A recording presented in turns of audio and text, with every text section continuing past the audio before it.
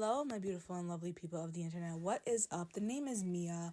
Welcome to Mia is Anonymous, the podcast where I talk about feminism, girlhood, womanhood, and everything in between. I'm very excited for today's podcast episode. I worked really hard on the script and to make sure I was getting my point across as best as possible.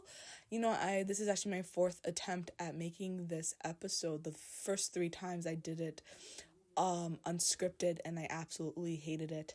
Scripting it is, okay? So if I sound a little robotic at times, if I sound a little too scripted, it's because I am. But anyways, I'm gonna just get started with what I wrote. It's 4 pages of a review. So let's just get started. I'm babbling. All right. And scene. I just finished a Spotify exclusive audiobook, I'm gonna Get You Back by Elena Armas, and although I found the writing brilliant and compelling, I couldn't help but feel like I was stepping on a landmine every time I had to witness the unfolding of the two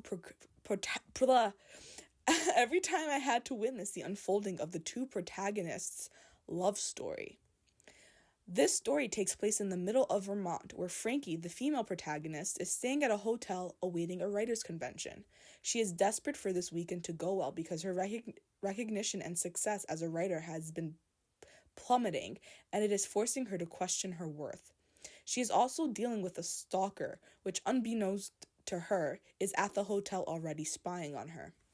Frankly, I don't think I will be spending much time about, on the stalker aspect of the story all that much until maybe the very end when I delve deeper into Frankie's victim complex, but I digress. Then there is Turner, the male protagonist. He came all the way from Portland, Maine to see Frankie at the convention. This turns out to be an unexpected surprise considering that Frankie and Turner haven't spoken in a year. When she finds him at the hotel lobby, she is taken aback. One thing leads to another, and it is revealed that they both have unresolved feelings for each other, which leads to a weekend of rekindlement, lust, and the dangerous stalker. This is all an interesting premise, and that's why I was interested in reading the book in the first place. However, the love story makes me slightly, just a bit under the word irate. I'm not irate, but I'm slightly under there. I'm bubbling under the term irate. I didn't find their love story beautiful or profound. I found it sad, selfish, and 2 people taking pleasure in self-pity. I will lay out 3 reasons why I feel this way, and then it is up to you, the reader, or the listener, to come up with your own conclusions on the love story and how you feel about it. Disclaimer. This will, 1, be very spoiler heavy, and 2, I want to make it clear that I don't condone any hate or violence against the author of this book. This is merely a critique. So let's get started on the first reason. 1, we must talk about Mia. Now, maybe I'm a little biased because Mia is my name, but we have to talk about her anyways, and I feel like a lot of you will be on the same page as I am. Just hear me out. We must talk about Mia.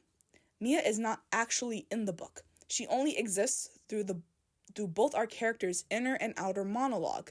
Mia is Frankie's former best friend and is Turner's ex-fiancé. Mia and how they treated her was a big point of contention throughout the novel and honestly left a bitter taste in my mouth when it came to both characters. Frankie was Mia's best friend, but after it was revealed that she and Turner were engaged, Frankie was so devastated that she moved from Portland to Boston to deal with the heartbreak. This seems normal until you find out that during Mia and Turner's engagement, Mia was also dealing with her father's illness as he was battling cancer, which Frankie knew about, but was so absorbed in the fact that Turner didn't love her back that she left anyways, leaving her best friend alone to deal with the hardship. And her heartbreak was the sole reason why she moved to Boston. There was no other reason why she needed to move to Boston. There was no writing opportunity. There was no significant reason for her to move to Boston other than the fact that she was so heartbroken over Turner and Mia's engagement that she felt like leaving, even after it was revealed to her that Mia's father was sick and that she was already having such a hard time regardless of the engagement. Granted, And I want to make this very clear because Mia is not in the story, but I am like her biggest fan. Mia, before Mia and Turner started dating, Mia discussed it with Frankie, and Frankie gave her the green light to go right ahead. So like she got Frankie's blessing. This was not a conniving woman. Like Mia was like, "Hey Frankie, I kind of like Turner, and there's something about him that I really want to go after." And she was like, "You know what? You do that, Frankie. Him and I are just friends, and that's all we're ever going to be." So I just want to make that clear. Mia is a real one. She's honest and upfront, unlike our two main characters. Because I don't know if you got this already, but Frankie actually was lying. She was not okay with Mia going out with Turner, but she lied. Which is whatever. Now that we've gotten over Frankie's treatment of Mia, we must talk about Turner's treatment of her as well. It is revealed in the book that Turner's motivation for proposing to Mia was because he wanted to give her the biggest wish, which was to have her father witness her engagement and marriage. Since it was believed that the father was slowly dying of cancer, he felt like it was his duty to propose to her. It is later revealed that Mia's father luckily went into remission, and Turner realized then that Mia wasn't the woman for him, and that he loved Frankie all along, and broke off his engagement with her. Okay. That when I found that out, I literally I was like, oh my gosh. I guess this was supposed to show just how strong Turner and Frankie's love was for one another, but it fell farther than flat, because I believed this showed a deeper reflection of their character and morals. It was revealed that Turner and Mia did discuss lingering feelings he might have had for Frankie after he drove down to Boston to check on her while she was in emotional distress. It's revealed that her breakdown wasn't life-threatening, it was just a sad girl being a sad girl, but he drove down to check on her anyways. When he drove down to check on her, he had a discussion with Mia, and she was like, okay, like obviously there's still some lingering feelings, but that's okay, we can work this out. And he was like, yeah. But in the back of his mind, he only said yeah because he was afraid of not getting Frankie. So that's why he stayed with Mia. And this is happening before he proposed to her. So he's already like kind of realizing that he's still into Frankie, that he still has a lot of love for Frankie. So much so that he goes all the way down to a different city just to see if she's okay for no good reason. Like her life was not in danger. She was not in physical harm in any shape or form. But he still went down to see her. And he still proposed to Mia, even after that stunt. Okay. None of this felt romantic. To me, it just revealed two incredibly dishonest people who struggled to tell the truth to not only themselves, but to everyone around them, leaving unnecessary casualties in their wake. Their lying leads to self-absorbed actions that create more hurt, which all could have been avoided if they were just honest and learned how to communicate and express their feelings. They discuss their treatment of Mia barely, but it doesn't really stop them from feeling... Oh, okay, wait, let me go back.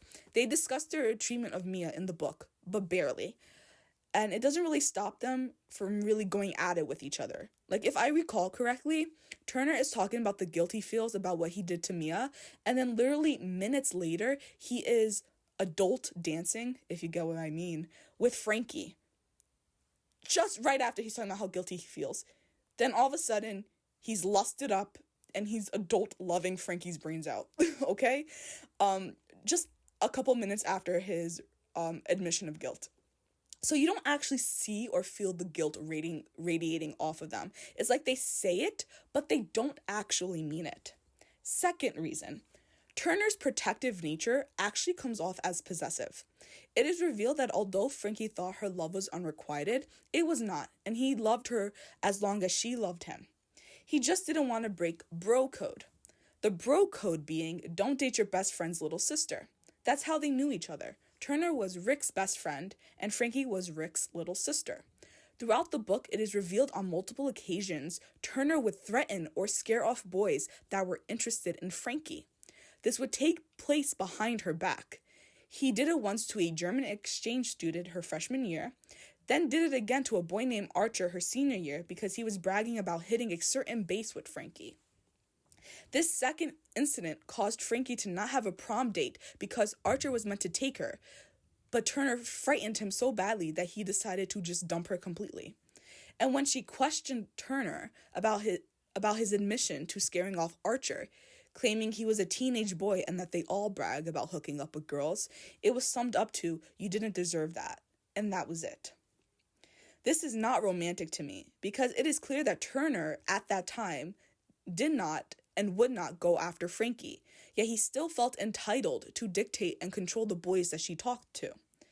In the book, it's seen as a romantic gesture and big reveal that he's loved her all along and all this time. But I just saw it as a really possessive dude that didn't have the courage to be with her or move on from her. Third reason that gosh, this book. Frankie didn't even try to move on from Turner, ever. The ages are unclear, but I'm willing to ballpark and say that they are in their late 20s to even as high as mid-30s. I only say this because they are established and successful in their careers, and it doesn't make sense for them to be in their early to mid-20s if that's the case. This means that they've both had ample time to cut their losses and move on from each other, but both refused to do so. It is unclear if Frankie had ever been in a long-term relationship or serious relationship before her second chance encounter with Turner, but I'd say it's heavily implied that she was never in a long or committed relationship other than with Turner. And if that's the case, then she never even gave herself the chance to fall in love with anybody other than Turner. She moves to Boston just to be a hermit. She doesn't go on dates. She doesn't even make friends. All of this isolation causes her to not take her stalker seriously because his letters are a remedy to her loneliness and feelings of failure. She has an incredible victim complex, so much so that even when her stalker sets a shed on fire in her honor, she doesn't tell the police because she doesn't want the letters to stop coming. She is so much like a victim, she leaves her best friend as she is dealing with her father's cancer because she can't stand the fact that she is engaged to her first love. And finally, she is so much like a victim that she doesn't even allow herself to be open-hearted. She just spent her life pining for a guy she couldn't have for about 30 years. This is not romantic. This is someone willing to stay stuck. This is not a soulmate connection. These are two people that are incredibly dishonest, have 2 master's degrees in self-pity, and are incredibly selfish. This is not a second chance at love if the first chance was acting disinterested in each other. Okay? They never had love. They always just acted like friends that were platonic. They're not having a second chance with each other. The first chance never even started. I'll finish this review with my own personal anecdote. I have been madly, deeply in love before. He is part of the reason why I have a deeper relationship with spirituality. He motivated me into taking my mental and physical health more seriously. He allowed me to discover deeper parts of my identity and emotions. And lastly, he inspired me in many ways, leading me to create art that I cherish. I thought he was the only man for me. So when he got engaged and married to someone else, I was left devastated. I felt humiliated, unworthy, and abandoned. I would tell myself constantly that I would not love anyone else, that every other man I met would come second to him. And I would tell myself I lost the only chance of being with the love of my life. Then I healed, and I realized I had so much life to live and so much love to give. What would be truly sad is if I never loved again because I was so arrogant in believing I could never love as deeply or openly ever again. And I think this is what I dislike heavily about this book. It has this absolutist thinking surrounding a first love, as if it's the only love that you can feel the greatest and the best for. Almost like you have one shot at this great love and then that's it. I also think this is a general belief when it comes to a first love, and I truly believe if people did the work to truly heal and move on, then this thinking would be seen as more silly than anything. People just hate committing themselves to an emotional journey, and it leads to characters like our protagonists. These two characters have this way of thinking, and it's just such a confining feeling. I felt like screaming the whole time, there is so much more out there, and you chose to stay stuck. I believe in second chances. I believe in waiting and patience, but I also believe in moving on. It's all about discernment, and I believe that both of these characters would have greatly benefited from moving on. Even if their second chance romance was about falling in love again for the second time, this is far more romantic than loving each other all this time and being complete wusses about it, causing you to date Mia, propose to her, and then be like, nah, I've actually been in love with this woman, another woman all this time. This leads to Frankie like hiding herself and isolating herself, never like to hang out with anybody else. Yeah, like this is not like a romantic story. Like I would have loved it better if they moved on, they loved other people, and then they broke off with those other people, not because they were still in love with each other, but because of other circumstances, and then they come back together and they're like, okay, you know what, let's fall in love again. But anyways, that is all I have, and I hope that you enjoy.